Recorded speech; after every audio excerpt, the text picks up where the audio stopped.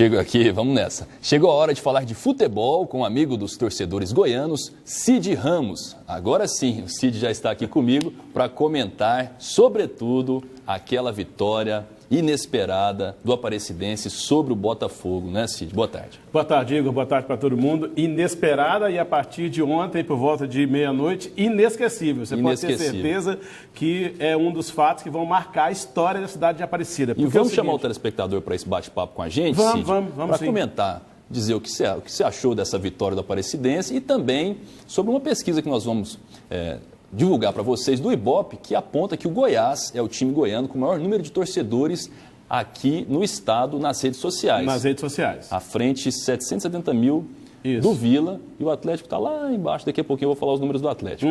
O WhatsApp nosso é 99631-1006. Só lembrando que o resultado dessa participação do nosso telespectador por WhatsApp, se concorda ou não com esse número, se realmente o Goiás tem tanto torcedor na rede social e se isso se traduz para a torcida real, quer dizer, o torcedor real. Se você acha que sim, que não, mande o contato para a gente e amanhã, depois de amanhã, a gente dá uma geral aqui no resultado da participação das pessoas. Bom, voltando a falar da Aparecidense. Olha, Igor, no futebol acontecem coisas que só no futebol que acontece. E elas acontecem de 50 em 50 anos, às vezes uma vez por cada século, e você pode ter certeza, guardadas as proporções, esta vitória da Aparecidense foi uma dessas, foi um desses fatos. Olha, a vitória foi excepcional, ninguém esperava, o Botafogo chegou como franco favorito. Quando fez o primeiro gol, o torcedor desligou a televisão, foi dormir e falou, já levamos já. O Botafogo fez um gol com 6 minutos, aliás, um gol muito bonito, esse gol aí com o Rodrigo Pimpão, eram só 6 minutos de jogo, aí todo mundo imaginou, vai ser uma goleada, né? O Botafogo muito bem na Copa do Brasil do ano passado, muito bem na Libertadores, e aí, rapaz, o Nonato foi lá, como sempre faz, fez um gol de cabeça e no finalzinho do jogo o Botafogo teve o Rodrigo Pimpão expulso, ficaram 11 contra 10, a Aparecidense tomou conta do jogo, foi lá e virou com o Gustavo. Um fato que eu digo, vai ficar na história, foi uma zebra sem tamanho, mas com um detalhe, com todo o merecimento, com toda a justiça, a Aparecidense mereceu o resultado que conquistou. Os outros jogos que nós temos hoje da Copa do Brasil, Goiás joga... Em qual estado do país? O Goiás joga no Mato Grosso hoje, às 8h30 em Sinop contra o Sinop.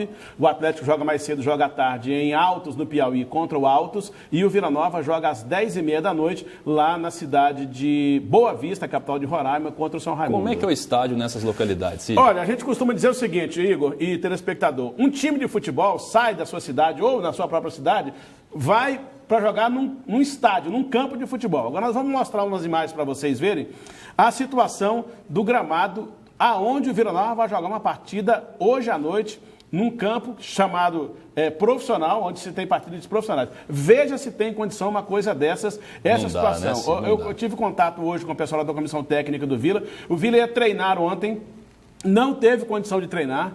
É um campo que não tem a menor condição. Olha o tamanho dos buracos, cabe uma chuteira, cabe os buracos no campo inteiro. Bom pra torcer muito o pé, alagado, né? Uma coisa que não tem o menor cabimento. Aí alguém vai dizer, já estão dando desculpa porque o Vila Nova pode ser que tenha um resultado ruim. Claro que pode ter. É evidente que num campo desse aí, piora muito. E aí nós estamos falando do futebol, que é pentacampeão do mundo, que tem a Copa do Brasil como um dos torneios mais charmosos por causa de ser muito democrático e ter a participação de todo mundo, tudo quanto é clube do Brasil disputa. Agora, é preciso que as federações e a CBF tomem conta um pouco, porque não tem o menor cabimento, Igor. Como nem campo de pelada de ponta de rua você encontra um estádio desse para colocar 22 jogadores profissionais para disputar uma partida de futebol. Não tem o menor cabimento uma coisa dessas, não tem condição. E aí, alguém, repito, pode dizer, já estão arrumando desculpas para um possível contratempo. Não é isso, é que realmente não tem o menor cabimento jogar num estádio de futebol desse, nem estádio isso nem campo de futebol isso E vão jogar 2 times profissionais hoje à noite aí.